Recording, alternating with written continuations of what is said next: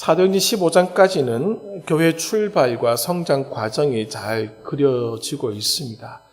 우리가 사도행전의 내용을 쭉 살펴보고 있는데 가만히 한번 되새겨 보시면은 뒤죽박죽 된 사건의 전개가 아닙니다. 그 사건 하나하나가 과정입니다.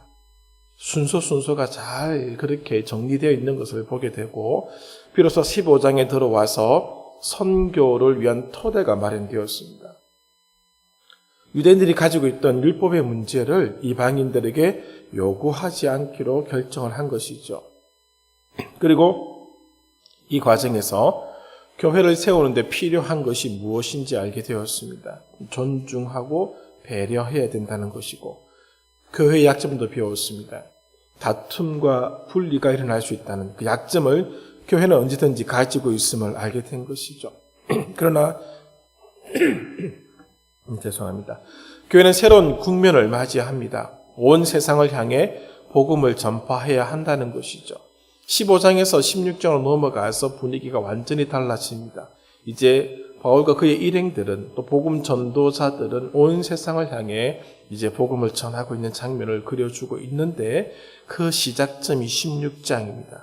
그런데 그 길은 바울과 그의 일행의 몫이 아니다라고 성경은 말씀해 주고 있다는 것이죠. 바로 성령의 인도였으면 우리가 알고 있는 고넬료 사건도 마찬가지입니다. 이방인을 향한 길을 베드로가 연 것이 아닙니다. 성령께서 열어주셨습니다. 그리고 오늘 이 장면도 성령께서 진행하고 있는 사실을 보여주고 있다고 하는 것이죠. 그 가운데 오늘 교회가 어떻게 세워지고 어떻게 성장하는지를 사도행전은 그려내고 있다고 하는 것입니다. 성령은 무작정 그들의 가는 길을 무작정 인도하시는 것이 아니었습니다. 두 가지 큰 모습을 보여주는데 바울과 그 일행이 만나야 될 사람들을 먼저 준비해 주셨음을 보여주고 있습니다. 우리가 로마서 16장에 나타난 바울의 동력자들의 명단을 알고 있습니다. 이분들은 바울이 복음을 전해서 주님을 믿은 분들도 있습니다만은 하나님께서 성령께서 준비해 주신 분들도 상당히 많다라는 점입니다. 어느 글에 보면은 사도 바울이 복음을 전했던 기간을 약 20년으로 추정합니다. 그리고 권역으로 따질 때 8권역의 말씀을 전했고 그가 복음을 전하여서 회심한 자를 약 500명 정도로 그리는 글을 읽어본 적이 있습니다. 우리가 볼 때 수천 명 아니면 수만 명 아니면 수십만 명이 복음을 들었을 것 같은데 바울은 20년 동안 약 500명의 사람들에게 복음을 전했다. 물론 더 되겠습니다만은 500명의 사람들이 회심을 한 것이 아닌가라고 보는 그런 눈길이 있죠. 생각보다 그 숫자가 작다는데 놀라게 됩니다만은 하나님은 바울이 만나야 될 사람들을 그런 식으로 준비해 주셨다는 것이죠. 그분들이 바울의 동력자가 되는 것입니다. 오늘 우리는 두 사람을 만나게 될 것입니다. 그리고 또 한 사람은 또 다른 측면에서 만나게 될 텐데 어쨌든 두 사람과 한 사람, 세 사람을 만나는 장면을 보여주게 될 것입니다. 그리고 성령은 그들이 가야 할 길을 정해 주셨다라는 점입니다. 이것은 선교 사역에 있어서 중대한 분기점이 되는 사건이기도 한 것이죠. 그 과정을 통해서 교회다움의 회복이 무엇이냐? 교회다움의 회복은 성령의 인도함을 받는다라는 점을 오늘 우리가 배울 수 있기를 바랍니다. 성령의 지시를 따를 때에, 성령의 인도를 따를 때에 교회다움이 가능해진다는 것이죠. 인간이 아무리 애쓰고 노력하여도 교회다움을 회복하는 길은 오늘 우리의 힘으로 이룰 수 없다는 점입니다. 그것은 성령께서 인도해 주심에 따라가는 것, 그 앞에 순종하는 것이 바로 교회다움을 회복하는 것임을 사도행전은 보여주고 있습니다. 먼저 성령께서 새로운 동력자를 만나게 해 주셨는데 그 첫 번째 인물이 1절부터 5절까지 있는 디모데라는 사람입니다. 이 디모데는 추정하기로는 바울이 1차 전도 때 복음을 전하여 회심한 자가 아닐까라고 그렇게 생각을 하고 있습니다. 그의 어머니는 유니게, 그의 할머니는 로이스로 알려져 있습니다.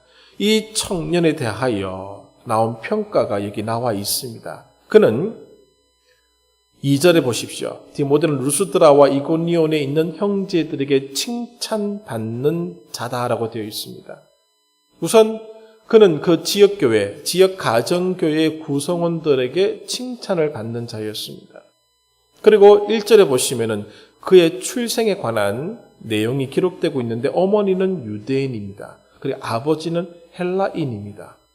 바울이 이 청년에게 주목한 이유는 어디에 있을까? 지금 바울이 복음을 전하는 곳에는 유대인과 이방인이 섞여져 있습니다. 바울의 입장에서는 그 흩어진 유대인들은 이중 문화 속에 있다는 사실을 잘 알고 있는 것이죠. 그 이중 문화를 이해하고 이중 문화 속에 살아가고 있는 사람에게 말씀을 전할 때에 적절한 사람을 찾고 있었는데 그가 바로 디모데라는 사실을 깨닫게 되는 것입니다. 그는 유대인으로서 자랐습니다. 어머니가 유대인이면 유대인입니다. 지금도 모계를 따르는 그 전통은 남아 있습니다. 남자가 유대인이고 아내가 이방인이면 그 자식들은 유대인이 될 수가 없습니다. 그러나 어머니가 유대인이고 또 아버지가 유대인이 아니더라도 그 자식은 유대인이 될 수가 있습니다. 그만큼 모계 사회를 중요하게 여기는 것이죠. 그러므로 이 디모데는 유대인이 될 수가 있는 것입니다. 그러나 아버지가 헬라인이기 때문에 그는 헬라 지역의 문화를 잘 알고 있습니다. 3절에 보시면은 바울이 이 디모데에게 할례를 행했음을 보여주고 있습니다. 아마도 아버지의 영향에 의해서 어린 시절 할례를 받지 못했다라고 볼 수 있는 것이죠.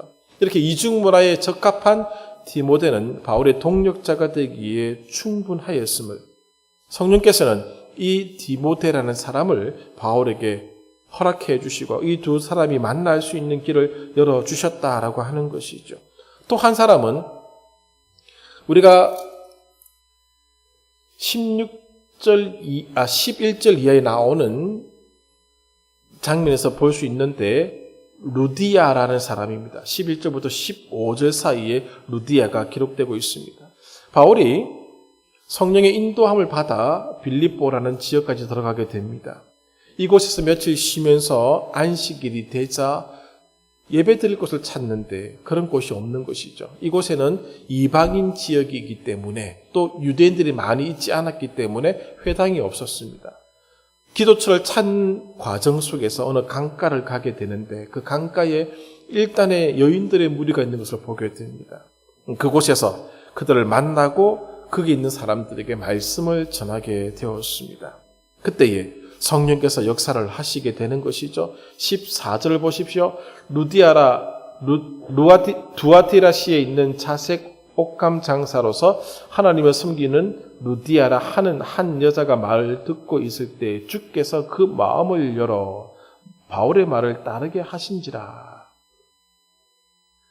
주께서 루디아의 마음을 열어주셨습니다. 사도 바울의 은변이 뛰어났기에 루디아의 마음이 열려진 것이 아니라 사도 바울이 말씀을 전할 때 복음을 선포할 때 성령께서 이 여인의 마음의 문을 열어주셨던 것입니다. 이 여인으로 말미암아 빌립보 지역의 첫 번째 가정교회가 세워지게 되고 이 빌립보 지역은 유럽 지역에 속하기 때문에 유럽 선교의 천문이 열리는 그런 장면이 지금 일어나고 있는 것입니다. 루디아에 대한 설명이 이게 나오고 있습니다. 그는 자색 옷감 장사다라고 기록되고 있습니다. 이 자색 옷감을 사용할 수 있는 사람들은 고관 대작들 뿐입니다. 귀족, 왕족들만 이 옷감을 사용하게 됩니다. 굉장히 고가의 제품입니다. 그것을 사고 파는 사람입니다. 그러므로 이 루디아는 굉장한 재력가로 알려져 있다라고 하는 것이죠. 오늘 15절에 그와 그 집이 다 세례를 받고 우리에게 청하여 이르되 만일 나를 주 믿는 자로 알거든 내 집에 들어와 유하라라고 얘기를 할 정도로 그의 집은 바울의 일행을 받아들일 수 있을 만큼 크고 그것을 감당할 수 있는 재력이 있었다라는 사실을 보여주고 있는 것입니다. 이렇게 유럽 선교의 첫걸음이 지금 내딛게 되는 장면을 우리들에게 보여주고 있는데 성령께서는 바로 이 루디아라는 인물을 바울에게 허락해 주신 것이죠. 만나게 해주셔서 유럽 선교가 일어날 수 있는 그 장면을 주께서 준비해 주셨던 것입니다. 복음 사역은 혼자 하는 것이 아닙니다. 바울의 능력이 아무리 출중하다 할지라도 혼자 감당해낼 수 있는 것이 아닙니다. 그에게는 반드시 디모데라는 사람이 필요하고 그에게는 루디아라고 하는 옷감 장수가 없으면은 그에게는 그 선교의 사명을 감당할 수 있기에는 너무나 힘겹다라고 하는 것이죠. 하나님은 동력자를 허락해 주셔서 선교의 문을 열어 가시고 있는 것입니다. 그러므로 성령의 인도함을 받는 인물을 찾아야 한다는 사실을 보여주고 있습니다. 성령께서는 지금도 각 곳에 하나님의 사람을 준비해 두고 계십니다. 그분들을 일으켜 주셔서 지금까지 복음을 전파할 수 있도록 문을 열어 주셨고 복음이 전파될 수 있었던 것이죠. 더 나아가 우리는 하나님의 준비된 인물이 될 수 있어야 된다는 점을 누누이 말씀을 드렸습니다. 특별히 지금은 전환기적 시점에서 있습니다. 일종의 변혁기라고 다 판단하시리라 생각합니다. 이때 가장 필요한 것이 무엇일까? 사람입니다. 하나님이 사람을 통해서 역사하셨듯이 오늘도 다시 복음의 역사가 일어날 수 있는 사람들, 인물들이 준비되어 있어야 한다는 점입니다. 성령의 인도함을 받는 인물, 디모데가 그러한 사람이요, 루디아가 그러한 사람이었습니다.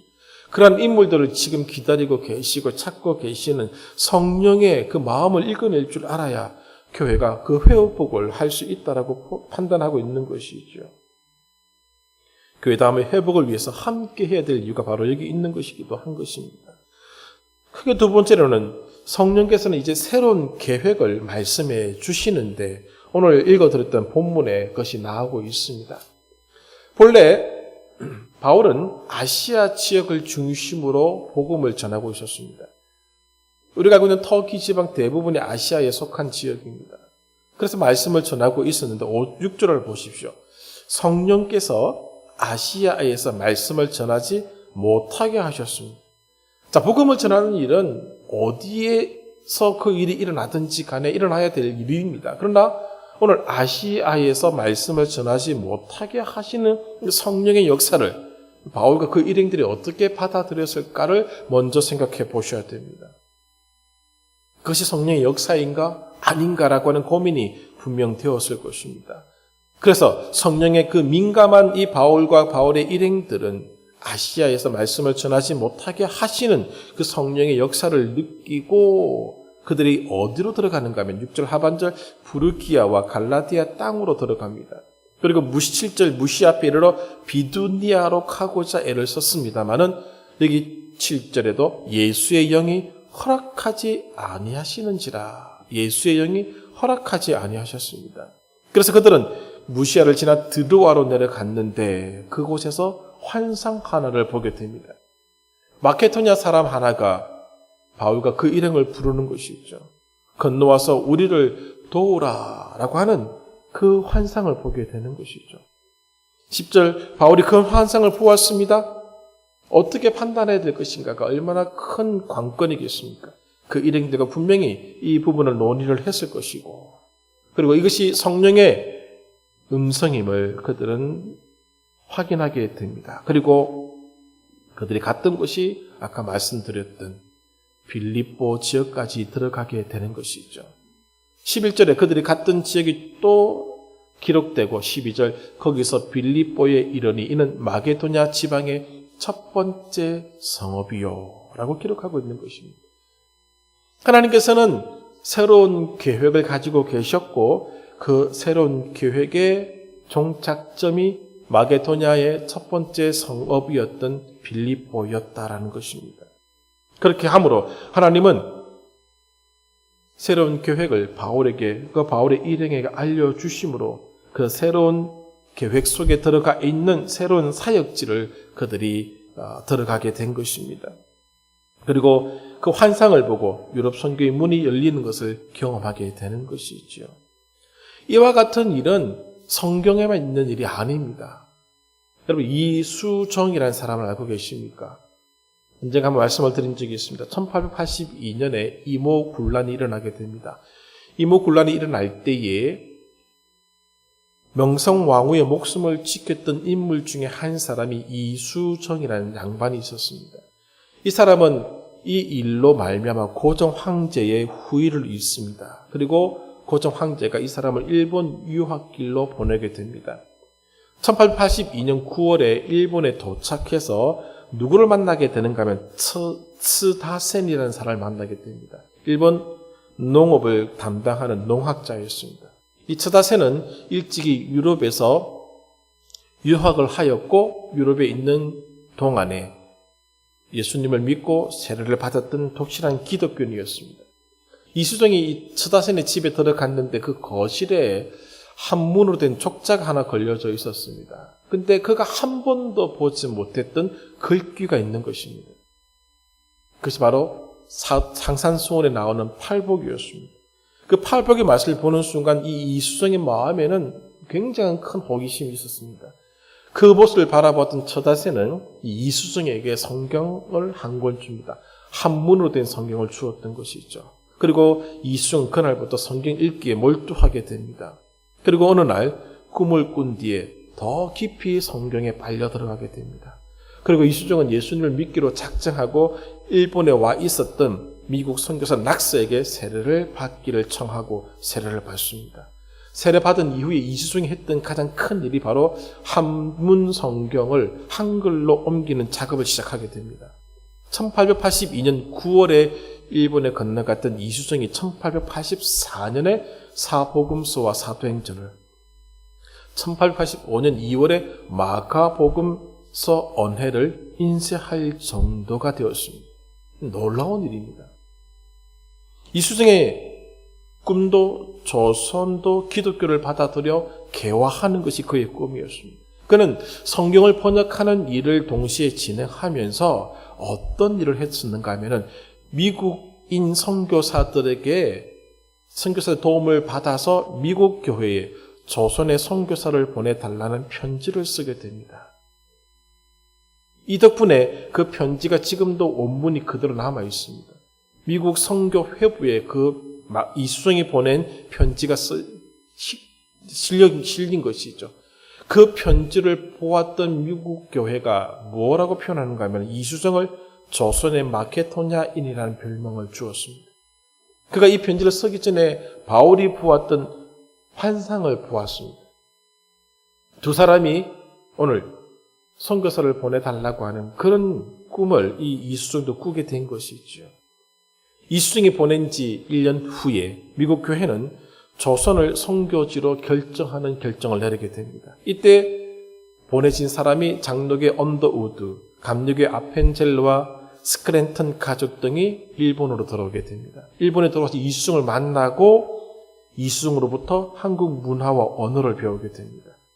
그리고 그 중에 선발대가 아펜젤로와 언더우드가 되어 1885년 4월 5일 부활절 아침에 인천에 상륙하게 되는 것입니다. 1882년 9월에 일본에 건너갔던 이수정이가 그의 성령의 인도하심을 받았던 그 결과로 인하여 1885년 4월에 오늘 미국인 선교사들이 이 땅을 밟게 되었던 것이죠. 이수정의 꿈에 나타났던 낯선 두 사람처럼 그들은 조선의 가장 귀한 책을 한 보따리 가지고 들어왔습니다. 그것이 바로 이수정이 번역한 마가복음입니다. 쪽복음을 가지고 들어온 것이죠. 바울의 꿈속에 나타난 마게도냐인처럼 이수정은 서구교회 선교 100개를 아시아의 마지막 은등국인 조선으로 돌렸던 조선의 마가도냐인이 되었던 것입니다. 지금도 우리를 와서 도우라고 하는 그 부르심은 세계 곳곳에서 일어나고 있는 것입니다. 바로 이수정은 성령의 인도함을 받은 사람이었고 이수정으로 말미암아 또 다른 성령의 인도함을 받았던 언더우드나 아펜젤러나 스크랜턴 가족 등이 이곳에 들어오게 된 것입니다. 그들은 이 땅에 들어와서 디모데와 루디아와 같은 사람들을 만나게 됩니다. 물론 언더우드 아펜젤러뿐만 아니라 로스와 맥킨타이어 등도 있었습니다. 중국에서 복음을 전했던 선교사들도 의주 지역에 있던 사람들을 만나게 됩니다. 이영찬, 최성균, 이익세, 서상윤, 김청성, 백홍중 등을 만나서 조선의 복음화를 이루기 위한 일들을 진행하게 되는 것이죠. 성령의 인도함을 받아서 이곳에 왔던 선교사들을 성령께서는 이곳의 사람들을 만나게 해 주셨던 것입니다. 그리고 이 땅에 교회를 세웁니다. 성령의 인도함을 받은 결과라는 것이죠. 조선의 마케도니아인이었던 이숭의 간청을 받아들여 미국 교회가 보낸 선교사들의 무덤이 양화전에 있습니다. 그들이 뿌린 순교의 피가 오늘 우리인 것이죠. 그리고 한국 교회가 되었습니다. 성령의 인도함을 받아들인 결과가 바로 이것입니다. 이것이 교회다움의 회복이라고 저는 말씀을 드리고 싶습니다.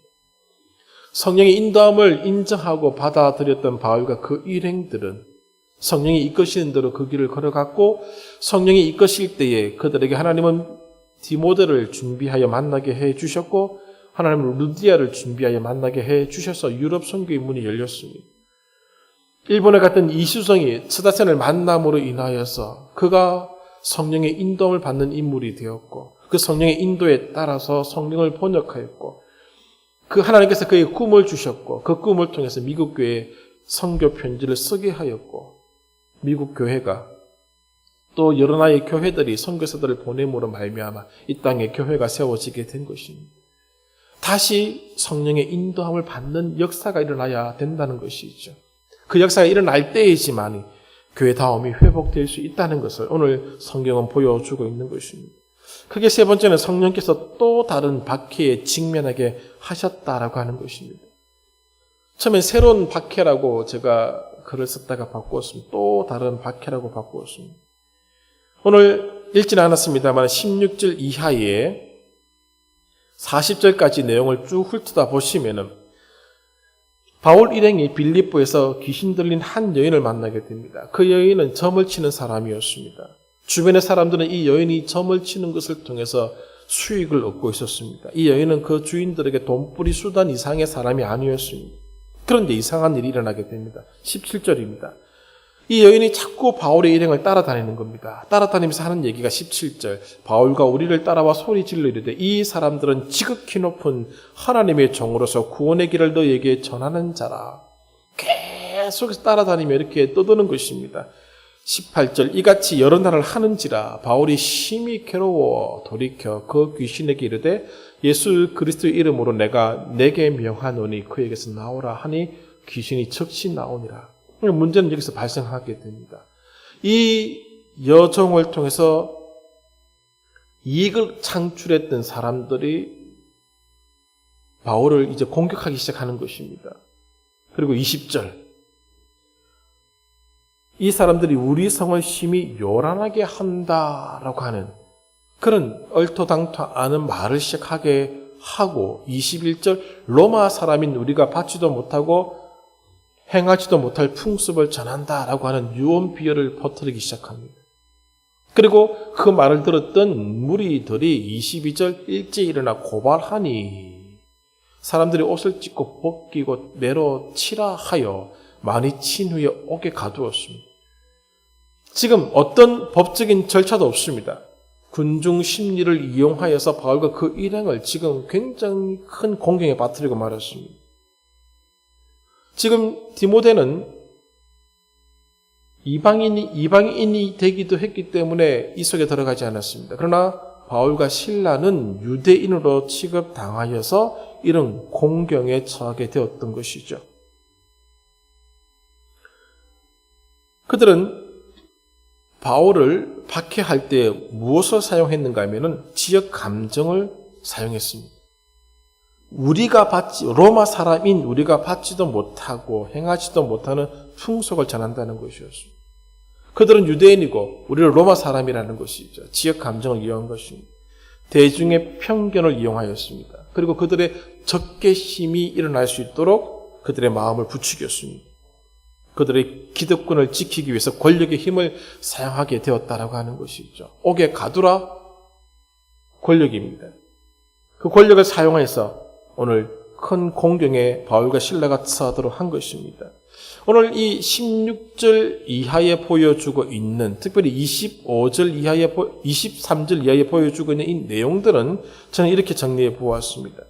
제국의 속박력이 얼마나 강한지를 보여주고 있다는 것이죠. 로마 제국의 힘이 속박력이 얼마나 강한지를 보여주고 있는 장면이다라고 생각합니다. 그들은 재판의 절차 없이 바울과 신라의 옷을 벗기고 매로 치고 옥에 가두었습니다. 도망가지 못하도록 24절에 보시면 그 발에 착 그 발을 착고에 든든히 채웠습니다. 아시죠? 나무에 구멍을 내가지고 그 구멍 난 데에 발을 이렇게 채워서 벌리게 채워가지고 아주 불편하게 만드는 겁니다. 그렇게 해서 도망가지 못하도록 만들었다는 것이죠. 이게 제국의 속박력입니다. 그런데 성경은 묘한 대조를 25절부터 보여주고 있습니다. 하나님 나라의 속박력을 보여주고 있는 것이죠. 25절 한밤중에 바울과 실라가 기도하고 하나님을 찬송하며 제수들이 듣더라. 여기 듣더라라고 하는 단어는 그냥 귀로 들었다라고 하는 것이 아닙니다. 경청하였다라는 뜻입니다. 자, 지금 그들이 갇혀있는 감옥은 굉장히 환경이 열악합니다. 노래 부를 수 있는 곳이 아닙니다. 기도할 수 있는 곳이 아닙니다. 이건 원망의 자리고 불평의 자리입니다. 신음하는 자리입니다. 그런데 지금 제국의 힘에 의해서 이곳에 제국의 힘에 눌려져 있는 그들이 하나님 나라의 힘을 보여주고 있는 것입니다. 찬양하고 기도하였습니다. 제국의 힘은 그들의 발을 착고에 든든히 채우는 것이고 제국의 힘은 그 옥문을 굳게 닫는 겁니다. 그 힘에 눌렸던 사람들이 그 속에 여러 명이 갇혀져 있었던 것이죠. 그런데 26절을 보십시오. 제국의 힘이 하나님 나라의 힘에 의해서 어떻게 무너지는지를 보여줍니다. 갑자기 큰 지진이 나자 옥터가 움직입니다. 문이 다 열립니다. 사람의 매인 것이 다 벗어집니다. 놀라운 일이 일어난 것이죠. 그들은 이 빌립보 지역에서 이 여인을 통해서 수익을 창출해 왔던 이 사람들은 그들의 힘을 가지고 그들을 누르면은 그들이 그냥 눌려지고 그들이 죽을 줄 알았는데 오늘 하나님 나라의 힘이 어떤 것인지를 바울 일행이 보여주고 있는 겁니다. 기도하고 찬송하며 제수들은 경청하였고 그 놀라운 힘이 오늘 제국의 힘을 물리치는 장면을 보여주고 있는 것이죠. 27절을 보십시오.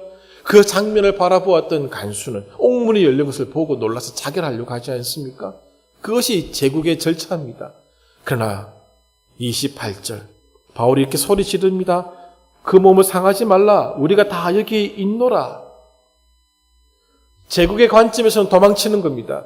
제국의 관점에서는 옥문을 탈출하는 겁니다. 그러나 하나님 나라의 관점에서는 그렇지 않습니다. 우리가 다 여기 있노라. 바울과 실라뿐만 아니라 다른 제수들도 나갈 수 없었습니다. 그 결과가 29절이죠. 간수가 등불을 달라 하며 뛰어들어갑니다. 놀라서 무서워 떨고 있습니다. 지금 그 간수 앞에 누가 총칼을 대고 그를 위협한 것이 아니었습니다.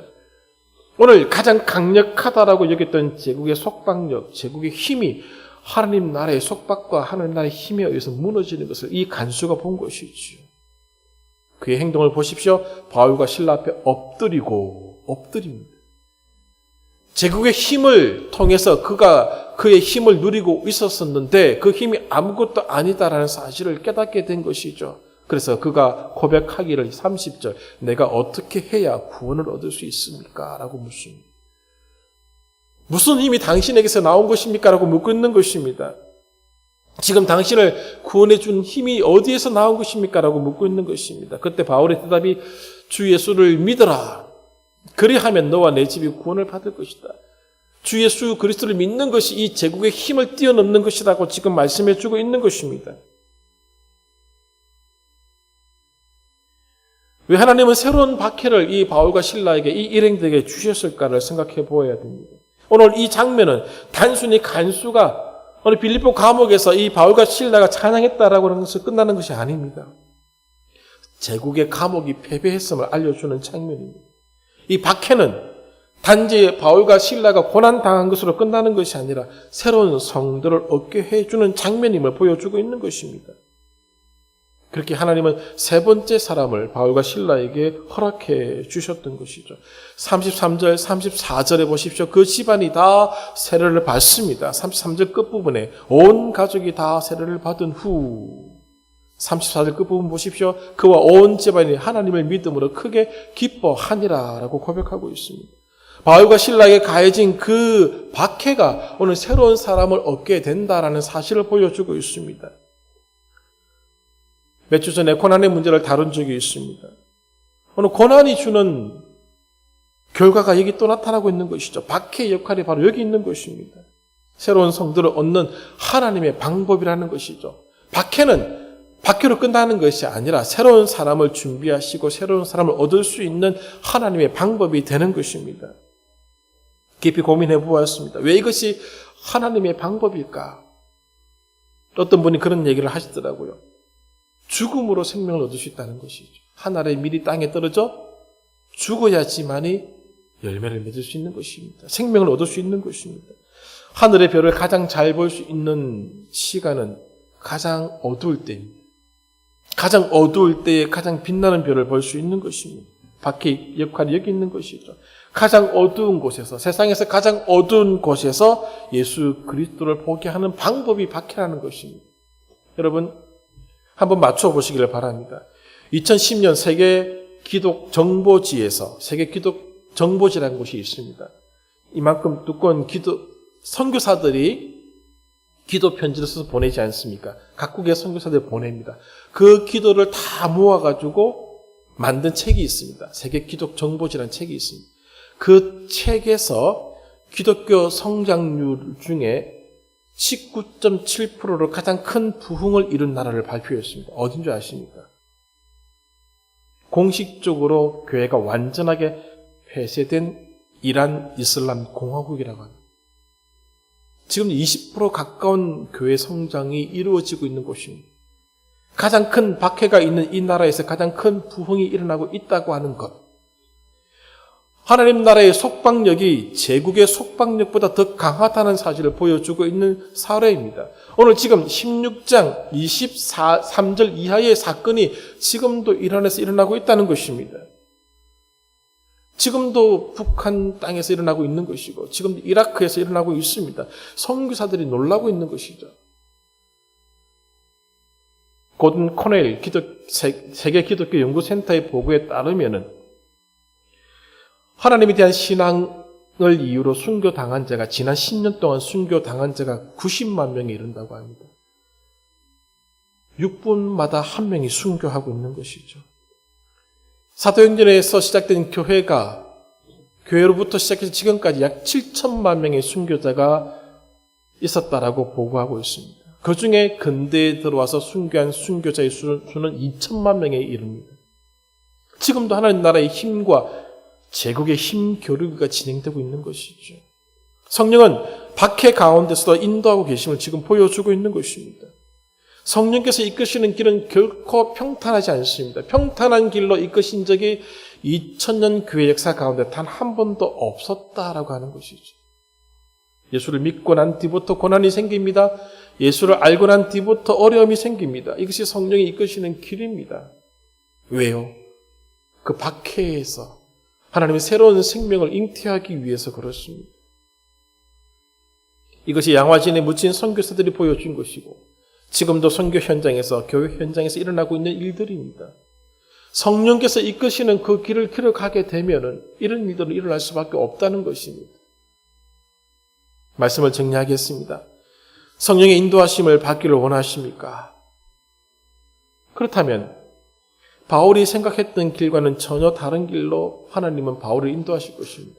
우리가 생각했던 길과는 전혀 다른 길로 우리를 인도하실 것입니다. 바울의 생각에 1차 전도 여행으로 세워진 교회를 돌보고 권면하는 것이 중요했습니다. 그것이 옳다라고 여겼습니다. 바나바도 동의해 주었던 일들이었습니다. 그러나 예수의 영은 바울의 일행의 생각을 바꾸셨습니다. 예수의 영은 허락하지 않으셨습니다. 이에 바울과 그 일행은 성령의 지시를 따라 마케도니아로 가게 되었던 것입니다. 바울의 생각과 예수님의 생각이 달랐던 것입니다. 그러나 그냥 혼자 보내지 않으셨습니다. 그곳에 디모데를 준비해 주셨고 그곳에 루디아를 준비해 주셨고 그곳에 자기를 때릴 사람을 준비해 주셨던 것입니다. 동력자를 만나게 해주셨습니다. 박해를 경험하되 박해에 눌리는 것이 아니라 찬양과 기도로 하나님 나라의 힘이 얼마나 강한지를 그 두려움을 이겨낼 수 있는 방법이 무엇인지를 보여주셨던 것입니다. 사도행전에 그려지고 있는 교회의 모습은 우리가 기대하는 교회의 모습과 다를 수 있습니다. 그러나 교회는 우리가 기대한 대로 만들어지는 것이 아닙니다. 교회는 주인 되신 예수 그리스도께서 원하시는 대로 만들어져야 한다는 것입니다. 성령의 인도를 따라야 한다는 것이죠. 성령의 지시를 받아서 교회는 세워져야 되고 교회는 성장해 가야 되고 성령의 지시를 따라서 교회는 오늘 그 역할을 감당해야 된다는 것입니다. 성경은 그래서 묻고 있는 것이죠. 성령의 인도를 따를 준비가 되어 있습니까? 라고 오늘 우리 앞에 질문을 던지고 있는 것입니다. 성령의 인도를 받을 때에 박해가 있습니다. 없을 수 없습니다. 필연입니다. 하나님은 또 다른 생명을 잉태하기 위해서 그것을 우리 앞에 두셨다라고 하는 점이 있죠. 우리는 하나님 나라의 힘을 믿고 살아가는 사람들입니다. 지금 이 땅이 온 세상이 어렵습니다.